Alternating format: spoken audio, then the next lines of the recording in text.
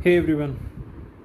So today let's talk about smartwatches from the Indian perspective. Like what options do we have in India? Which ones should you buy or consider buying? And which ones do I own? And what is the future looking like for smartwatches? So let's get started. If you consider smartwatches and not the fitness bands, which do have a screen and they show the time, so they can be considered. Some people might consider them smartwatches, but they're not. It's just a separate category: fitness bands and smartwatches. So if we consider fitness bands, which I'll address very quickly, I think the only one to get is MI band. We are at the sixth generation now because they just announced it with MI11 announcement, but it will be officially unveiled on 24th of April in India, hopefully. So, they are amazing for their price to performance ratio. The sensors they have are the sensors most fitness bands have these days. The only good thing about MI band is the third party ecosystem. So MI Fit can be limited. There are some things which are not present, but there are a lot of third party developers which have made amazing apps for MI bands, and they just add additional functionality. So you can find MI band apps in the Play Store. Mostly they are paid, but they are really cheap. And they add amazing features to. One of the ones that I use is the 24-hour heart rate, where you can select which is the duration you want it. So I have selected it every hour. So I have my heart rate taken from the MI band, which I'm just wearing, the fourth one. This one. Where is it? Okay, yeah, this is the fourth one that I'm wearing, MI band 4, and I have a smartwatch which I'll get to as well. And I've used all the MI bands from generation 1, 2, 3, 4. I've not got the fifth one. I'll not get the sixth one just because it does not have NFC, and I would really like to see that in global version as well. So maybe it will come next year, MI7. But just because they have an amazing price to performance ratio, and they have the most amazing and developed third party ecosystem. So if you want, and if you're even considering getting a band, it should be just the MI band. So now let's move to smartwatches. If we talk about major ecosystems, it's Apple's watch, which just works with iPhone. It's Google's Wear OS, where you have a lot of options. Again, just like Android phones, you have a lot of options with Android Wear or Wear OS watches, and they start from like 9,000, 10,000. The MI watch is available in India for 9,000 as well. So it starts as low as 9,000. It can go on to 30,000 plus. So the ones that are available in India, at least, I think the most expensive we have is the TicWatch, which is available for 30,000. So those are two major ecosystems. There's Samsung's Tizen as well, third one, and the fourth one is, I'll tell you why. It's Huawei or Honor's Light OS. And I'll just come back to Light OS, why it will be a major ecosystem, and it is already. But if you consider the fifth one, it is if you can put together all the watches by Amazfit, which is the same company which makes the MI bands, Huami, and Amazfit group of watches. So there's Amazfit GTR, GT2, GTS2, Lite, Bip, all of those watches and they are releasing a Bip Pro U with Alexa and SPO2 sensor, which is great. And if it is actually under 5,000, it would be a great buy. But so if you consider these five major ecosystems: Google, Samsung, Apple, Huawei, and Amazfit, then you can put the rest of them into one category, like any third party OS. Realme watch runs on a proprietary OS. OnePlus OS proprietary, again, we don't even know what is it called. It could be OnePlus Watch OS, or I don't know what it's called, but we have no idea. So there are a lot of proprietary OS, and that just means the functionality is limited, and you can't do much with those watches. So, and of course there's Indian companies, Boat, and I don't know, a lot of them, which probably you can find a list on if you go to Flipkart or Amazon and search for smartwatches. And I'm not even considering the smartwatches which are, you get with SIM, the Chinese ones, which say you can put in a SIM and whatever. So don't even think of buying there, or all useless, like crap. Don't get those watches at all, which could be less than 1,000 rupees or 2,000 rupees, but they're absolutely crap. If you want a decent smartwatch, you just have this 4 or 5 major OS considerations, and then some others. So Apple, we can very quickly talk about. Only works with iPhone, is very expensive, and of course you can't just get an Apple Watch, you have to have an iPhone. So it's just, both the things are too expensive. So I don't know how much people want to. You really have to be in the Apple ecosystem and have to have a lot of spare money to get both the Apple Watch and an iPhone together. None of the sensors working in all of these smartwatches are accurate to the point that the companies can advertise that, because no one talks about those. They just say this watch has that sensor, heart rate sensor, BPG sensor, this sensor, that sensor. Nobody talks about the accuracy. They are not medical grade equipment, and the accuracy will not be anywhere closer to what the medical equipments have. So you should not even go in for smartwatches with that in mind, that I want to monitor my health for medical purposes.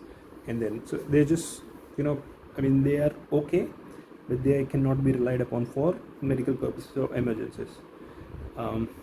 Having said that, I am missing out the Fitbits and the Garmins, but again they are expensive.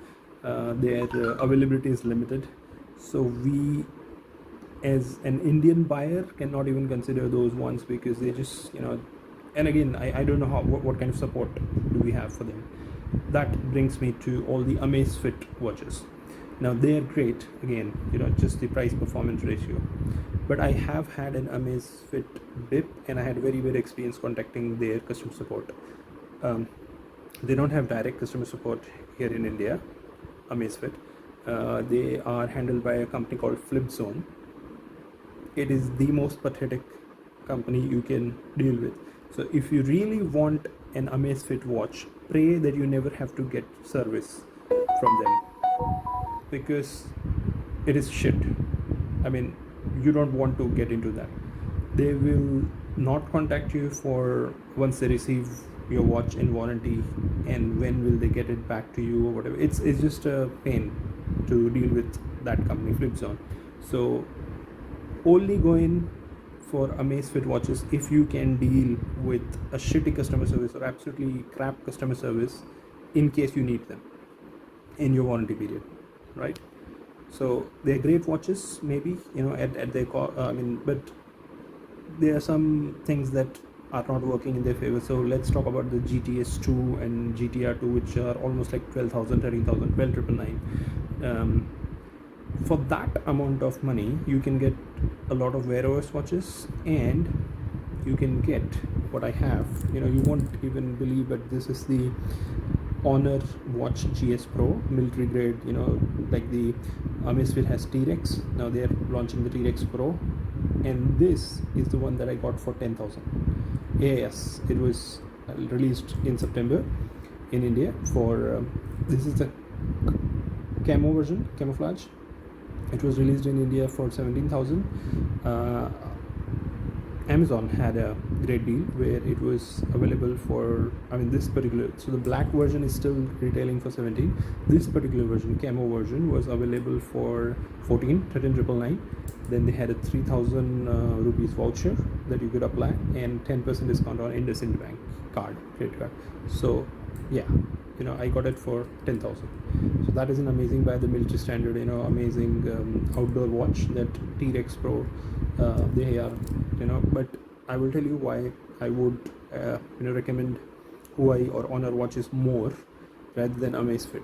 Number one, yes, Huawei also had a lot of problems. They were banned by US and they could not have Google GMS things for their phones, but that just works for customers who want to get other products from Huawei, because now their focus has shifted to all the other peripherals that they're selling, all the other things that they're selling. So laptops, smartwatches, because Huawei's smartwatch business has really generated amazing revenue for them.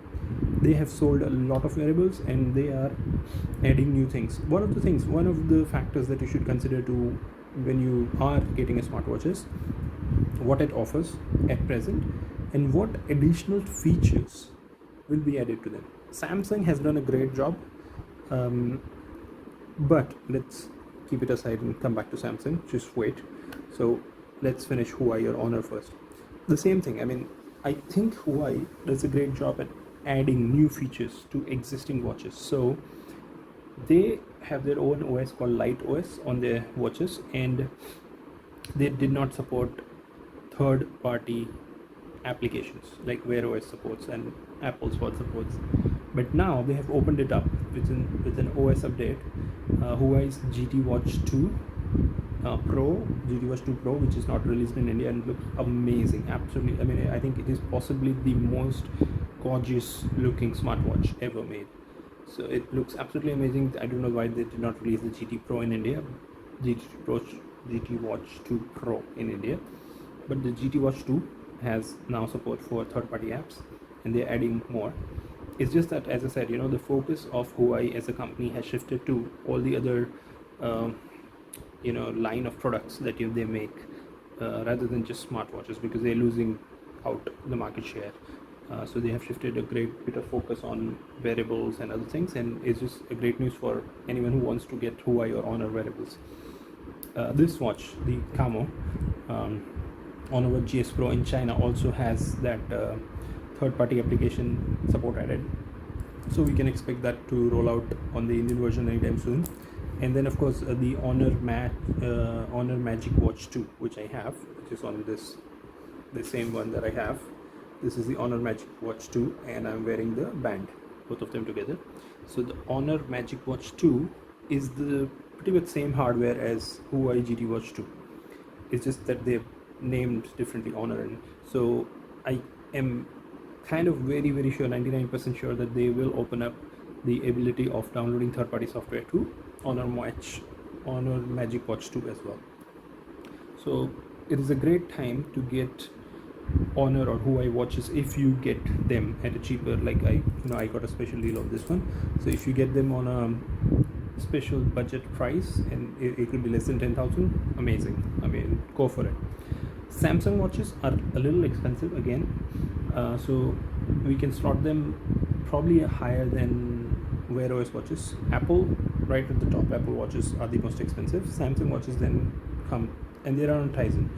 They have some amazing support of software, third-party applications like Spotify. It runs on them natively and stuff like that. But still, we are hearing some strong reports of Samsung moving back to Wear OS, and they were the original partners. I mean, the very first watches, which was one of them, was the LG watch, which I have lying with me in my drawer. I have that. So I got the LG watch, the very first watch that was released, and I've started with smartwatches since 2013 when I got Pebble. So Pebble was the very first smartwatch. I will leave a link to some information about Pebble if you've never heard of them before. I imported them when I had just come back from Australia in 2013. So, and I of course paid some import duty and stuff, which I had no idea of, so I would never import a watch again. But Pebble was amazing. They were acquired by Fitbit, and Fitbit was acquired now lately by Google. So Pebble died, but they were an amazing company. Pebble was just starting off. I mean, they started off the whole smart watches thing. Today we have Samsungs and Huawei's and Google's Wear OS and other stuff, but Pebble was amazing for what it did then in 2013, because it was one of the first ones, and for the battery life it offered almost 7 days or 10 days. So let's now focus on, if you want to get watches, smartwatches in India, what would you look for? And what are the considerations? Of course, one of the biggest one would be battery life. If you get a battery life of 4 or 5 days, or probably 2-3 weeks, amazing. I mean, nothing can beat that. So if battery life is your biggest, it's a top priority, you can forget all the Wear OS watches, and of course Apple Watch. They will not last more than 2 days maximum. So then your options are only limited to Huawei's watches, Honor watches, Amazfit, and Samsung watches, which offer sometimes up to 5 days or 7 days of battery life, and other ones, third-party ones. I mean, which are maybe the Realme watch or OnePlus watch or whatever. So if your biggest priority is battery life, you can forget Wear OS, you can forget Apple Watch. Then you go on other watches, right? Accuracy of any of these watches in terms of sensors, no company can guarantee that. So forget about. I mean, don't even look at that as one of the aspects to buying a smartwatch, as you know, to make a decision on based on just the accuracy of the sensors. Forget about that. The app support, I think, on the watch. If you want that, right now the only options are Samsung, Apple, and Wear OS. So if you want third-party app support, and I have had 4 Wear OS watches or 5 so far, I would say it is useless. It's just a gimmick right now. Wear OS third-party apps are useless. So don't even go in for that. Don't consider that as like, oh, I would like to use Wear OS third-party apps, or that they're useless. You don't find even a single one which you can say, oh, that app on Wear OS is amazing. So it's, again, should not be a factor that you should consider. Price, if you're considering. For Amazfit, they are great, but as I said, if you ever have to get into support from them, you will really regret your purchase of Amazfit watches. So just because of this support issue, I would say don't go in for Amazfit watches. Not at all recommended in India for sure. Then your best option, considering all of these factors, price, battery, support, is probably Huawei and Honor watches. I am not getting paid by them. I have nothing, it's just that my personal experience. I own these watches. I have 2 of them, right? And I got the second one just because I really like the first one. And it was, of course, at a very great price. So, your best option is to get Huawei watches. Light OS is getting regular updates. It will have third-party support. It will have additional. I mean, I really hope that Huawei or Honor, spends more time to improving their support of OS and make it better. So that's the biggest option that you have. I mean, the best option so far you have. What other thing would you like to consider? I mean, screen or features. Okay, rugged watches, like if you want it for outdoor use, if you are like someone who doesn't take care, you cannot have delicate things, and you bump into people and bump into things. Again, I think Huawei watches are really well made. Or you can have those rugged watches. I think T-Rex, Amazfit T-Rex, and Huawei's Honor GS Pro. Those are really rugged, so you won't break the glass of your smartwatches, stuff like that. In terms of comfort and wearing them every day, even at night for sleep tracking, I think yes. Mi Band 4 Huawei, I wear them even at night and sleep, and they are very comfortable. Even I'm assuming the same. I mean, the GS Pro is super light. I don't even feel that I'm wearing it. I also have what do you say? Yes, I have. It's charged already, so I have Fossil Gen 5 with me as well. And I've had, as I said, I've had multiple smartwatch Wear OS watches. So with Fossil one, I did not pay. I mean, I wouldn't pay 23,000, almost 22,999 for this. I wouldn't say that's just. I wouldn't recommend 23,000 for a watch, but it's just that I had smartwatches in India. I started with the LG G watch, then I got the Asus Zenwatch 2.